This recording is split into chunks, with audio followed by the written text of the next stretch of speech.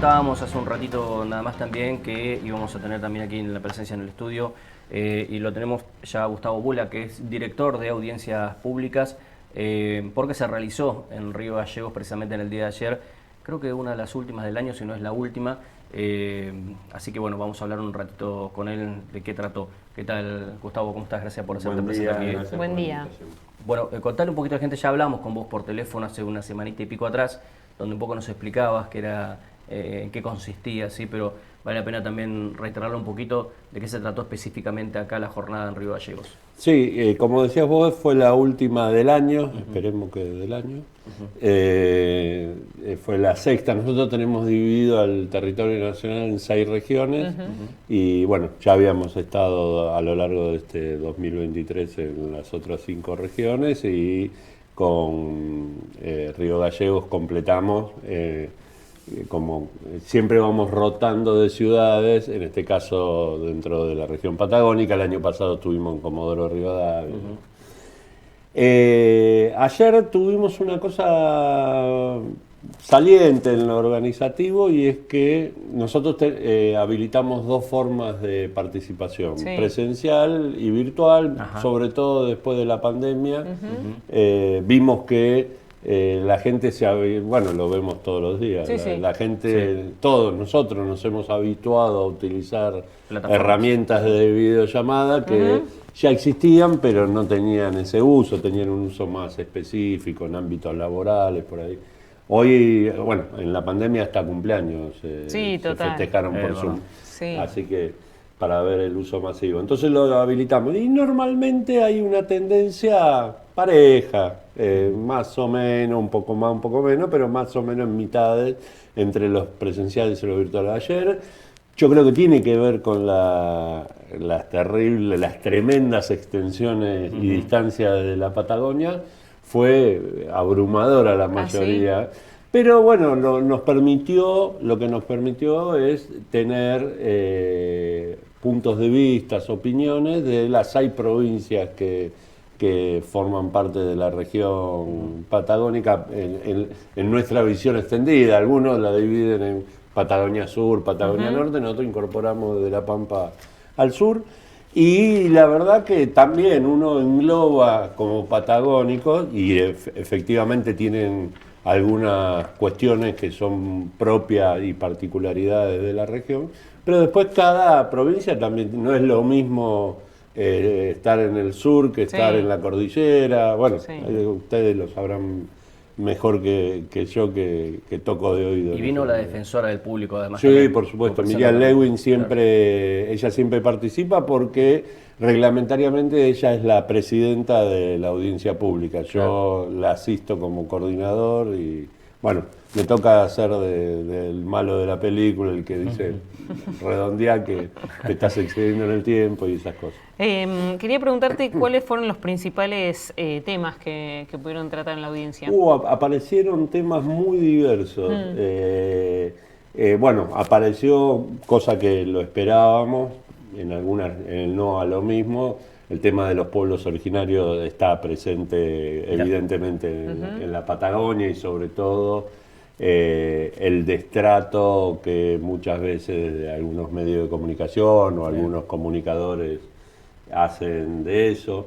Un tema que es más nacional, que tiene que ver con los discursos de odio, los discursos contra las mujeres, contra el colectivo LGTBI, contra los inmigrantes de países... las minorías, ¿no? Las minorías. Sí, como que hay una... Bueno, estamos a punto de ir a una elección en donde insólitamente está puesto en el centro del debate, ¿no? El discurso de odio. Y pareciera que hay gente con ganas de odiar y va eligiendo el blanco, ¿no? El que es distinto, que normalmente son los sectores que tienen mayor debilidad en la sociedad, paradójicamente. No es que uno dice, bueno, odio a los poderosos, bueno, qué sé yo, es un espíritu de rebeldía. No, es sectores más débiles. Es un fenómeno, yo creo que tanto por el tema de los medios de comunicación como el tema electoral, independientemente del resultado, evidentemente hay un sustrato en nuestra sociedad que se está expresando de esta manera, y no importa si saca un punto porcentual más o un punto porcentual menos, evidentemente vamos a una discusión, temas que se han reabierto, bueno, también algunas expresiones hubo ayer en la audiencia pública respecto del peligro que entraña ese tipo de discursos negacionistas respecto de la dictadura, bueno. Después el tema de la infraestructura, el reclamo, esto es bastante parejo en todas las regiones, infraestructura de conectividad acá en la banda Patagonia ancha, tenemos un drama, ¿no? y que es esencial, no es un lujo. En los meses más duros del clima y demás, estar encerrado en sus hogares y no tener la posibilidad de conectarse. Y aparte, bajo el mismo nombre y una misma empresa por ahí, con el nombre banda ancha, se ofrecen 10 servicios, 10 calidades distintas según sea en Buenos Aires, en Córdoba, en Rosario, en Neuquén o en Posada Misiones, ¿no? Pero son todas caras. Y eso sí, y es más, muchas veces es el mismo precio. Claro. Con una infraestructura totalmente distinta. Bueno, ahí sí el Estado abandonó, ya en el gobierno anterior, abandonó un plan de inversión que tendía a zanjar esa brecha digital, esa posibilidad de que los argentinos y argentinas nazcan donde nazcan y vivan donde vivan, tengan posibilidades similares, ¿no? Claro. ya ni siquiera digo iguales, similares, que todos tengamos derecho a lo que hoy significa acceder a información, comunicación, entretenimiento y demás, y como decían ustedes, en esta región que es esencial. Todo eso que funcionaba a través de ARSAT, ¿no? Claro, sí. Claro. Que ARSAT está presente, pero que obviamente todo el avance que se había dado hasta el 2015 en la construcción del anillo digital, como se deben llamar, para poder proveer como mayorista a cooperativas, depende de las provincias, hay lugares donde hay cooperativas telefónicas y demás, porque obviamente para las grandes empresas, las 2 o 3 grandes empresas que dominan el sector, por ahí las poblaciones lejanas, de poca población no es negocio, y si ahí no está el Estado, quedan librados a la mano de Dios. Y bueno, de hecho, acá en Santa Cruz había anunciado en su momento, nosotros lo hemos manifestado hace 2 años, creo, en el gobierno ya de Alberto Fernández, toda una extensión de la red de fibra óptica por la Ruta 40, además para tratar también anillarle a la provincia, y un poco se detuvo porque además también se dio con un contexto internacional de precios también, con el dólar y más, que de hecho también que seguramente ayer se ha planteado las regiones que están por fuera de Buenos Aires, sobre todo tanto en el norte como en el sur, tienen grandes brechas respecto del acceso a la tecnología, ¿no? Sí, claro. Desde los canales o medios privados hasta los estatales también, ¿no? Bueno, digamos, ni la tecnología ni los medios de comunicación como este, que ya podemos llamarlo tradicional, audiovisual, la radio, la televisión y demás, son los responsables de la asimetría casi constitutiva de nuestro país, ¿no? Esta cosa de... Bueno, ya Raúl Scalabrini Ortiz en la década del 40 del siglo pasado, estudiando el trazado de los ferrocarriles británicos, detectó que era un embudo que iba al puerto de Buenos Aires. O sea, estaba todo armado para exportar nuestros alimentos y demás al mundo, y particularmente a la potencia que era Gran Bretaña en ese momento.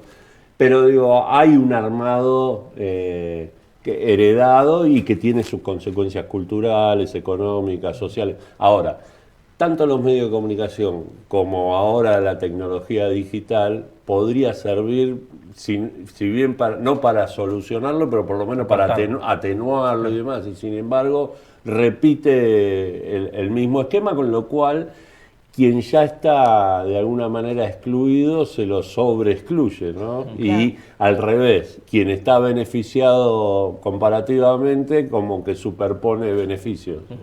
Y eso termina generando un país injusto y totalmente inarmónico, con el 40% de la población viviendo en el Gran Buenos Aires, porque ni siquiera es la provincia de Buenos Aires, bueno, todas esas cosas que el otro día, algún día saldremos de la coyuntura y podremos discutirlo. Fíjese que es tan importante que, no el otro día, pero hace ya un par de meses hablábamos con el titular del Consejo Agrario de la provincia de Santa Cruz, que nos decía también sobre el tema de las familias que han abandonado, por ejemplo, el campo, ¿no? Claro. Y nos decía, si nosotros tuviéramos en el campo la posibilidad, por ejemplo, de tener internet, que de hecho ya se ha ido solucionando bastante, muchos establecimientos tienen por el programa nacional también, creo que el PROMER, creo que se llama, que les permite tener tecnología satelital para tener internet, pero si tuvieran acceso a ese tipo de cuestiones, dice, yo no dudo que muchísimas familias elegirían vivir en el campo, una cuestión de calidad de vida, claro. Pero dice, si no podés ni siquiera nivelarles de ese lado, y nadie se va a ir al medio del campo donde tenés, sobre todo en distancias como esta que es Santa Cruz, lugares que estás a más de 100 kilómetros, ¿no? Claro. De distancia. Entonces, con un clima hostil. Y con un clima hostil, no aparte, ¿no? Y si no tenés ni siquiera manera de comunicarte o por internet o con celular, o tener un celular. No, y aparte difícil, ¿no? Estas tecnologías cumplen una doble función, en este caso de integrar poblaciones y demás. Pero además en el proceso productivo cada vez se utiliza más, sí, ¿no? Sí.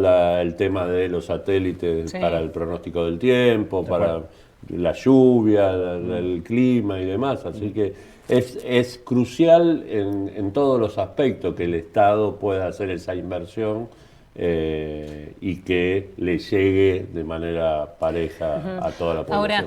Ahora, volviendo un poco a algunos de los temas que se trataron en la audiencia, vos hablabas antes de estos discursos de odio, ¿no? De los que hablaron y que se instalaron a través y a lo largo de la campaña electoral, sobre todo desde un sector, y hace unos días escuchábamos al candidato de la Libertad de Avanza, Javier Milei, en una entrevista con Jaime Bailey, ponderando de alguna manera los escraches, ¿no es cierto? Entonces yo digo, bueno, ¿qué se hace, qué se piensa, de qué se habla respecto de estos temas? Y, digamos, las redes sociales, los nuevos medios digitales en un punto son propicios para reproducir tanto las noticias falsas como los discursos, porque hay un amparo en cierto anonimato, ¿no? Sí. No obstante, hay que decirlo y hay que reconocerlo que hay medios tradicionales que tienen más de 100 años y muchas veces en la tapa de sus naves insignias aparecen fake, y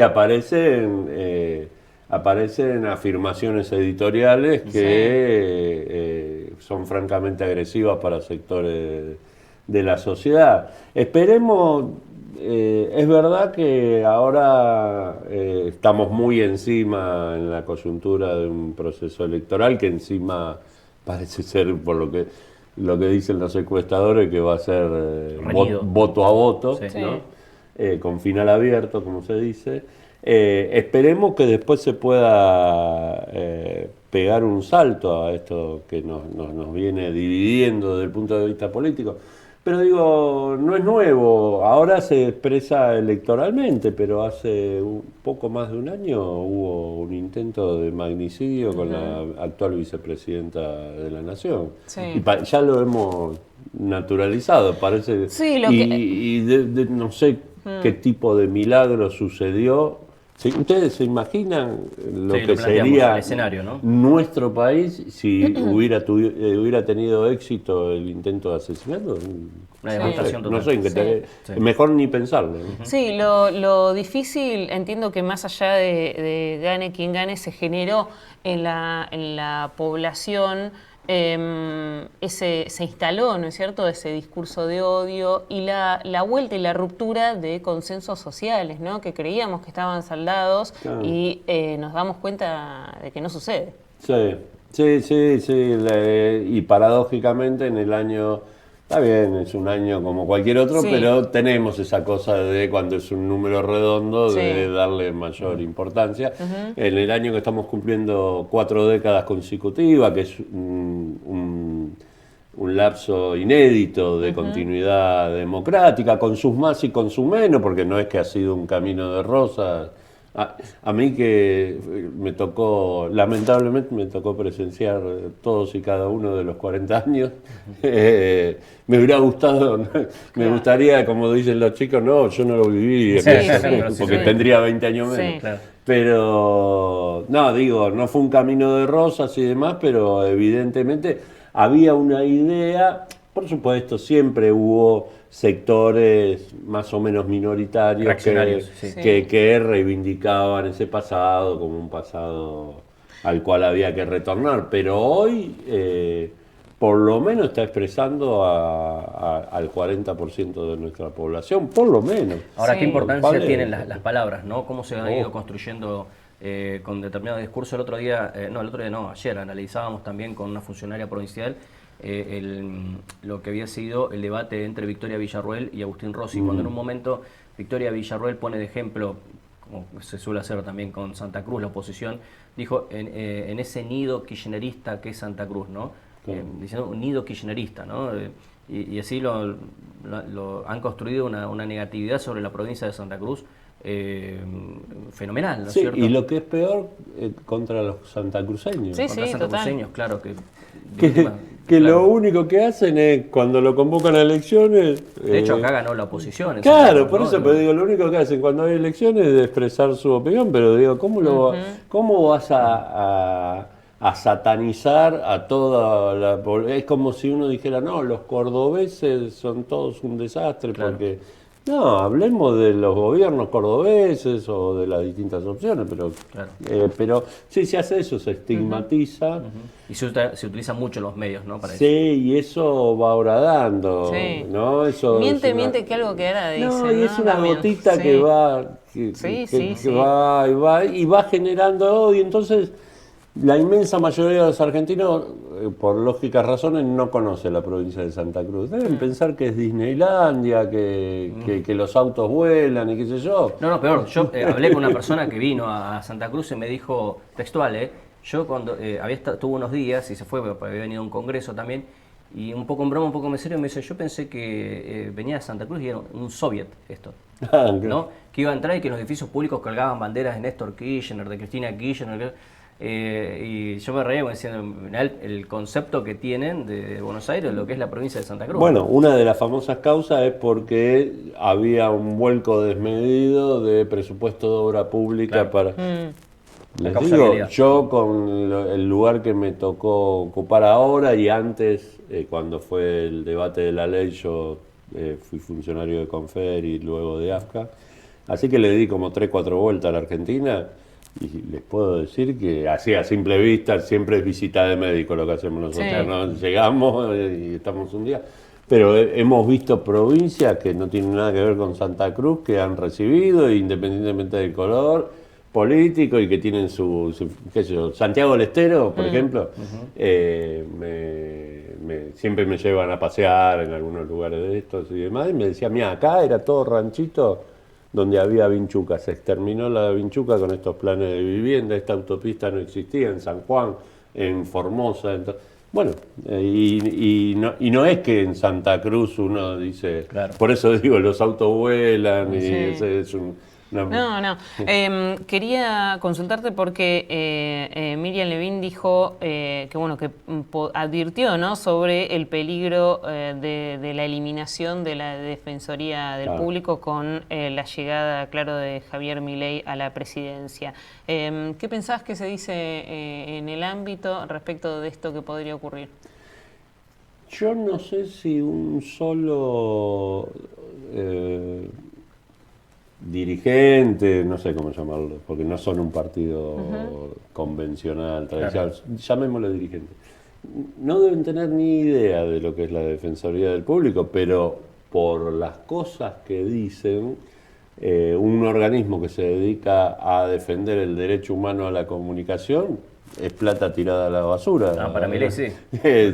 Si están pensando seriamente en desarticular el Ministerio de Educación, el Ministerio de Cultura, el Ministerio de las Mujeres, bueno, me parece que en cuanto empiecen a raspar la olla, esperemos que no les toque esa oportunidad. De hecho, van a decir, ¿y esto qué es? Se encargó él en otra instancia de la campaña de hablar siempre de los periodistas ensobrados y resulta que ahora todas las notas que da son con esos supuestos periodistas ensobrados de los que hablaba antes. Bueno, digamos, ¿no? Lo que tiene de bueno el ensobramiento es que es reversible, parece. Sí, ¿no? claro. Es En cambio, cuando hay periodistas que se manejan por sus convicciones, más o menos plantean siempre lo mismo. Ahora, nadie que hoy es enemigo y está ensobrado, mañana no puede ser un gran amigo. Esa es una lección que nos dejó esta campaña electoral, ¿no? Tal cual. Por si alguien no lo había advertido antes. Sí,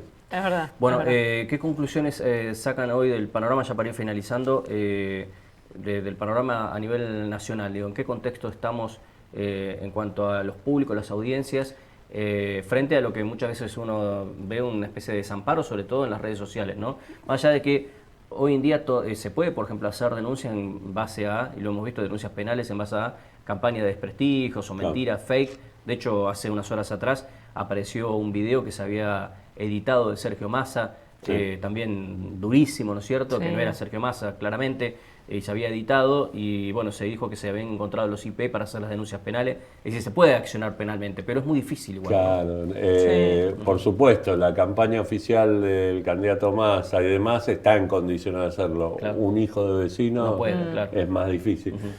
No, ahí tenemos dos tareas pendientes que yo espero que más temprano que tarde, esperemos que el próximo gobierno tenga la voluntad de avanzar en ese sentido.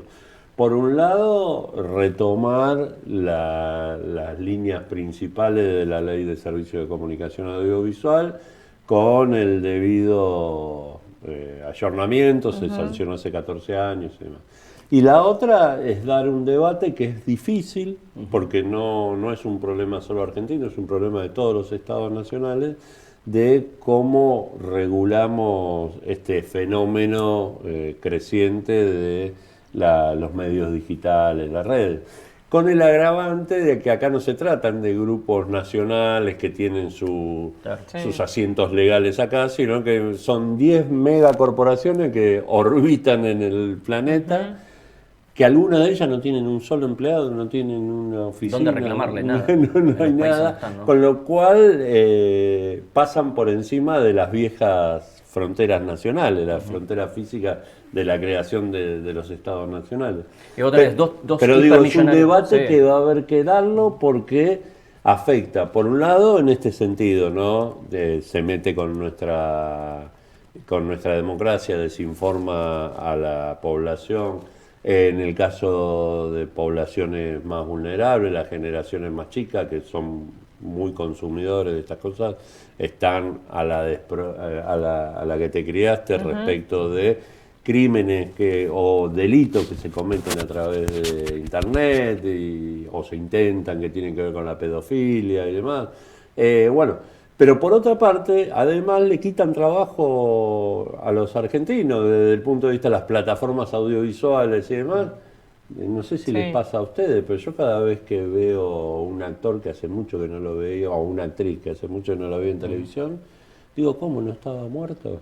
Claro, yo tiendo a pensar que en la pandemia se murió todo el mundo. Claro. Y no, es que no tienen trabajo. Hay miles de actores sin trabajo porque nosotros vemos por no hacer nombre propio, vemos un elenco de 10 actores que más o menos lo contratan de estas plataformas internacionales. Pero el resto, que antes trabajaba en televisión y demás, y con eso son los actores que ponen la cara, pero están los técnicos, los guionistas, las peluqueras, los maquilladores, los escenógrafos, los vestuaristas, bueno, toda la industria que se mueve a eso.